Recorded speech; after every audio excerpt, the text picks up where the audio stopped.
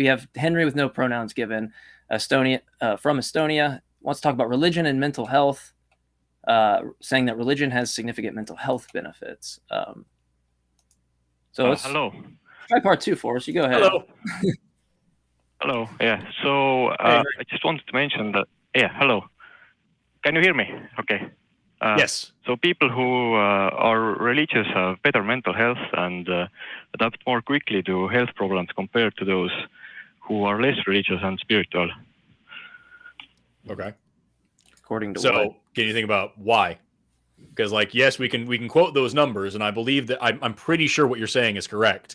But just having that data doesn't tell us anything. Like, we can't derive an ought from an is, right? We can't say more people with religion are happier, therefore we should all have religion. So why do you think it is that they're happier? Because the literature that I've read on that is pretty clear that when you don't have religion, you don't have that perceived safety net in your head. You take things a lot more seriously because you realize this is the only life that you have. You don't feel like anyone's there to protect you or watch over you or forgive you or anything like that. You have a lot more responsibility on your shoulders. So yeah, people with religion are a lot happier because they are convinced that everything's going to be fine no matter what. Yeah, well, it's major stress relief. And when you have less stress, then different parts of your brain work together in harmony. Sure, but like I said, does that make it a good thing, or does that make religion true? Well, if it gives you an evolutionary advantage if you end up making better decisions, if your nervous system is working optimally.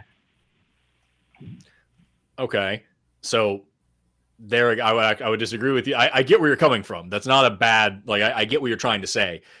The difference that I would have an opinion with you is that I think it's better to be aware of what's really going on around you and then make intelligent decisions based on that. I think one of the reasons why we see, higher rates of depression or anxiety or whatever in non-religious people is because we live in a religious society. So there's a good chance that somebody's an atheist. They weren't always an atheist, and they are now, as an adult, deconverting, deconstructing, and having to build up good coping mechanisms and good mental health regulations and, like, learn how to deal with the difficult project of being a human all of a sudden because they were robbed of that opportunity growing up.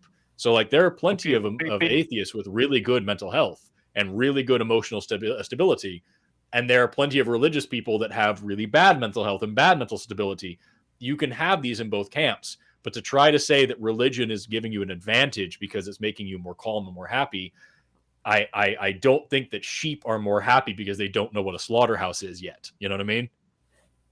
No, that's like some sort of weird analogy. But because religion is so widespread, this is evidence that it must give an evolutionary advantage to people who are religious. So otherwise, if it didn't, then there would be more people who aren't religious. I disagree with you again. It's not that there's an... Okay, well, let me ask you a question. Do you think that more people are religious than not religious because it gives you an advantage in life, or because they were indoctrinated at a very young age and religions have swept across the world, forcing people to convert, slaughtering people who didn't convert, making it illegal to not be religious in lots of societies? Do you think that has more to do with people being religious, or just that they had a good feeling and it was an advantage for them? I think both are correct. Right. So I would argue that only one of them is that, yeah, maybe religion does make you happier, but the reason why so many people are religious today, like, if you want to say the happiness thing is a little piece of it, sure, but I'd say 99.999% of the reason why people are religious today is because we are in a society globally that teaches you that religion is a good thing and it needs to be respected, and that you can only be a good person if you're religious, and that only good people are religious, and that if you're religious, you're more connected to the universe and you're more of a whole rounded person. And they prescribe all of these benefits to religion that it doesn't deserve. And we live in a society like that. That's why people are religious today. Their parents told them a thing because they were told a thing because they were told a thing because they were told a thing because our society is built around it. Well, the scientific consensus is that religion is good for your mental health. and health in general. Until fairly recently, I was convinced that religious people are either trolls or lunatics. But then I saw Nassim Taleb's take on religion. So he had a very interesting perspective that I had not heard before. And very recently, I thought maybe if religion is very old thing, and so I looked up, I did my research on religion and mental health, and I found out that it has been thoroughly studied by scientists. There have been thousands of studies made, and also meta-analysis. So these are studies of the studies, and the consensus is that it has significant mental health benefits, and that's very interesting for me. That's what I'm saying, though. Like I agree with what you're saying, that religion has been tied to some mental health benefits, or rather, I would hesitate to say it that way, because when you phrase it that way, it sounds like it's a pill that you take. You know what I mean? That if I want to be happy, all I need is religion, and that if I have religion, I will be happier. When really what we're seeing is just correlation. And correlation doesn't necessarily mean causation. And so, yes, there is a correlation between religion and being overall happier. But again, there's a lot that you're sacrificing to get there. And by that, I mean things like, rationality and like a healthy understanding of the world, empathy, all of the things that go along that you have to necessarily get rid of in order to say, like we talked about in the prompt in the chat, that God is good. Right? If you're going to have this religion that says that God is good all the time, then you must assume that the 24,000 children that starved to death every day deserved it, and that was the best thing that could have happened to them. You are sacrificing that bit of humanity in order to have the peace of mind that nothing's wrong with the world. Somebody's in control. And when we look at this in psychological terms, we see this concept of what we call terror management. And terror management is simply, to summarize it, very, very overly simplifying it, is the idea that it's a lot more pleasant to think that God is in control, or even that something horrible, the secret society of lizard people, is in control. That's a lot nicer to think about than to think nothing's in control, everything is chaos, I could die at any time. That's very scary. But it's easier just to say, it's cool. Whatever bad thing happened was actually a good thing, and God wanted it to happen, and he's watching over me, and it's beautiful. Yes, you would be happier if you believe those things, but you would also be a severely emotionally and rationally stunted person because of it. So just because atheists tend to have more issues of like dealing with reality, that's not our fault. That's because we were robbed of those coping mechanisms as children. But also, I would much rather have the depression and anxiety that I have today than just turn a blind eye to everything wrong with the world because I assume it's supposed to be that way. Does that make sense? Well, I understand your position, but I do disagree with you regarding the believing nonsense. If believing nonsense gives you an evolutionary advantage, then it makes sense to believe nonsense. So that's my position. I get that. And another thing that I have an issue with it, and I'm sorry, I know I've been talking for a long time. I'll let you respond. But like one more thing that I really have a problem with what you're saying is that you keep using the word evolutionary advantage. Evolution is going to take a lot longer than the history of religions has to offer. So like in a society, being happier doesn't mean you're going to have more children. There's no correlation there. That's not an evolutionary thing. It might give you a societal advantage, a cultural advantage, but like I would argue a lot with your assertion that it's evolutionary as well.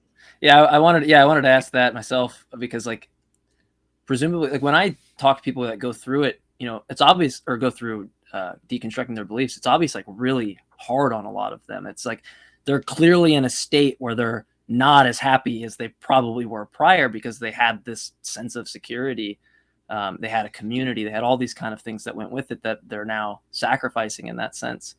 But like, I guess I'm not seeing like, why couldn't I make a claim that like having had that thought that God exists and that gives you that comfort, but then going through a deconversion process, like why couldn't I say that that's actually a better evolutionary process? Because you actually would be able to like decipher things and believe when something build better critical thinking skills. Yeah, think better critically. Yeah, because it just seems the evolutionary benefit things seemed like it was throwing it off to me, because it seems like I could kind of just make that claim too, but seems like mine would have more substance behind it than like you're just happier, because I don't see like correlation of happiness to like a allele frequency like increase in a population or whatever would be associated with.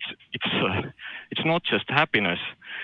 Well, basically there is a beast living inside you who takes care of your temperature, your other bodily functions, and certain behaviors like fight and flight, as you of course know that. And religion is and this beast is living its own life. I mean, you might disagree with me, but that's how I interpret things. And what I think religion... I figured you're just being poetic. I was rocking with it. Yeah, no. I attended there was a PhD talking about autonomous nervous system last summer that I attended, and he used this kind of analogy. He was talking about autonomous parasympathetic and sympathetic nervous system, and how in different modes they influence behavior, and how what stress is involved there. And so in my view, what religion is doing, not just being happier, it's different practices like praying or yoga, or what Muslims are doing, praying, basically doing yoga, and also singing. These all, and the community interaction, these are all exercises to keep the nervous system fit. And if your nervous system is fit and you have less stress, then you end up making better decisions, because different parts of your brain are not in conflict. They're working in harmony to achieve the same goals. Okay, so that's a really good, interesting thing to talk about. And the issue that I would have with that, because I get where you're going with it. I appreciate that you went there. The question that I would have is that there are other things that do that. Like there are other ways. You brought up, community and singing and praying and meditation and yoga and all these things that really help build mental health and also a sense of community and like big togetherness, and helps you feel more connected to the people around you. There are appreciable benefits to all of those things. I agree.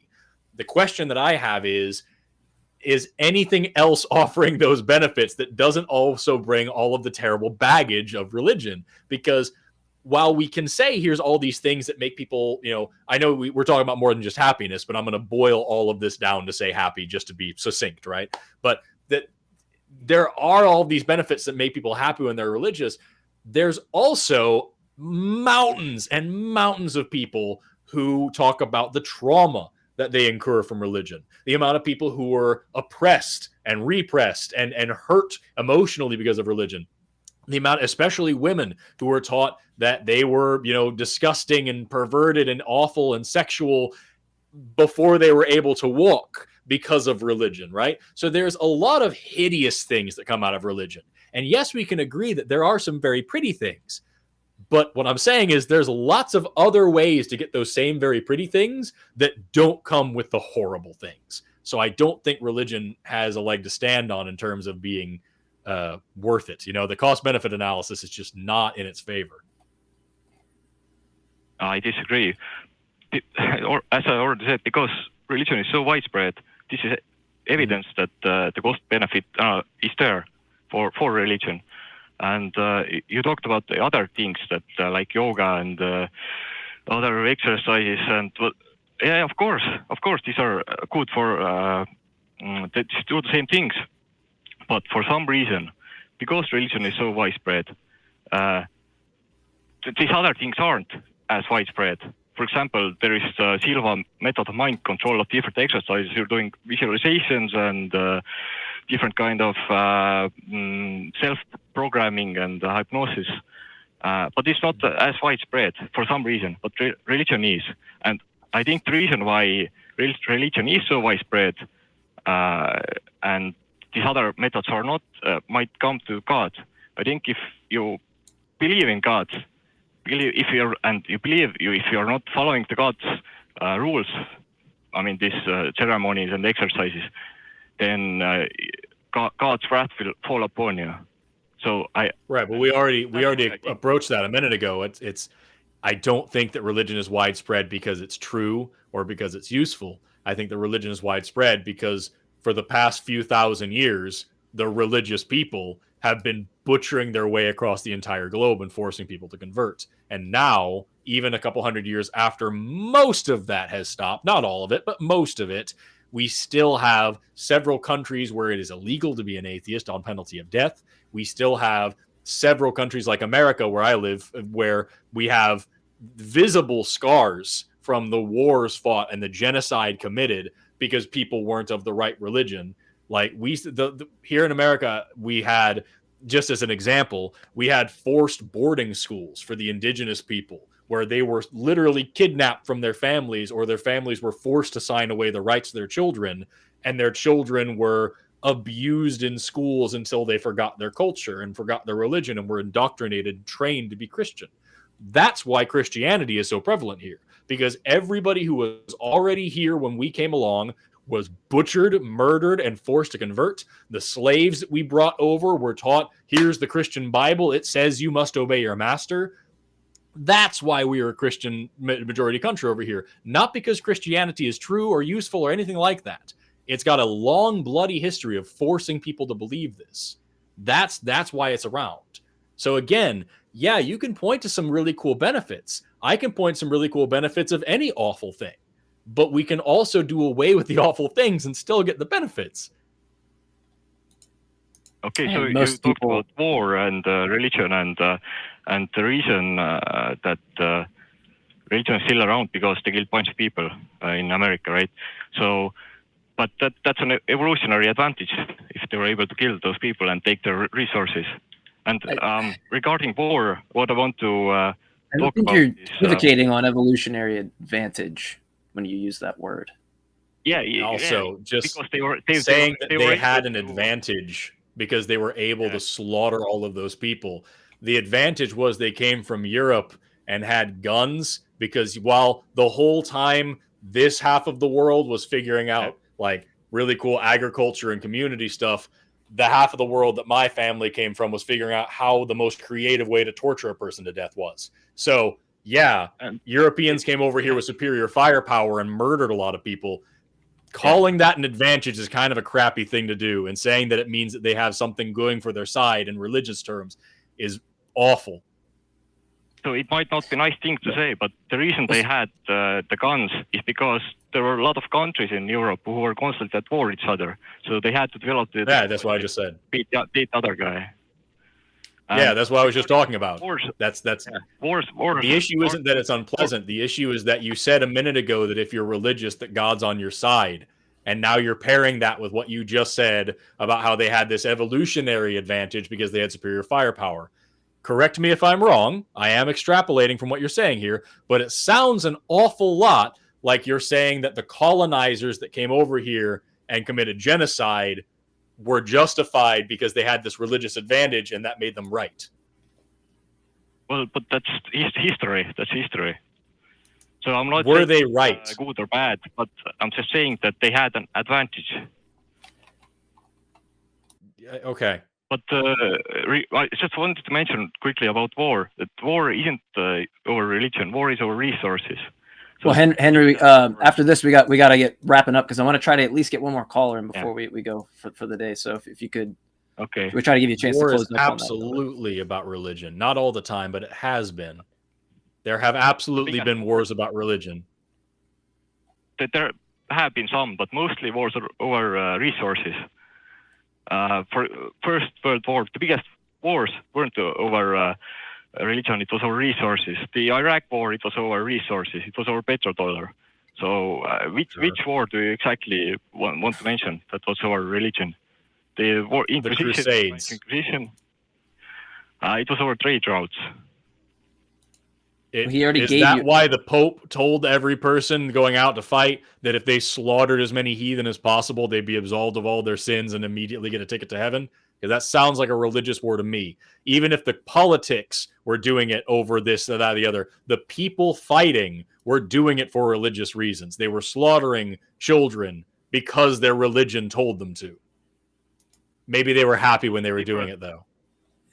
Okay, well, what's the difference between that jihad and weapons of mass destruction in Iraq? Henry, we're gonna move on. Yeah, it's the same. It's to the masses. Henry, I'm not arguing whether or not it is. I'm saying that just saying that they had some advantage because they were religious, it sounds like the connection you're drawing here is that they were justified because they had this advantage. No, I'm not saying justified. I'm just saying they had an advantage. Right. That sucks, dude. So, like, okay, we can do just fine without it because I don't call that an advantage. Okay, okay, you can go to I don't know what. Okay. I think you need to look at what an evolutionary advantage is, because they keep using that term and it's like not. Well, even a societal advantage, I don't consider it an advantage to say these people were able to murder a lot of folks, therefore they had the advantage. Like being successful in something heinous isn't. It's not like I'm saying the axe murderer had a great advantage because he had a really strong arm and a really sharp axe, so we should all have sharp axes. Like, no, he's still a fucking crazy axe murderer. We shouldn't emulate or look up to that or call that a good thing. We should say we should take that horrible axe away from that monster. So if we have people who are willing to do these awful things based on religion, we should do away with this evil religion that's training them to do these awful things. It's not an advantage. It's a weapon. It's poison. Yeah, Henry, we're got to move on to other calls. We appreciate it. I'm trying to get one in if we can before we end for the night. But we do appreciate you having such a civil discussion with me, Henry. Thank you. And I'm sorry we have to move on.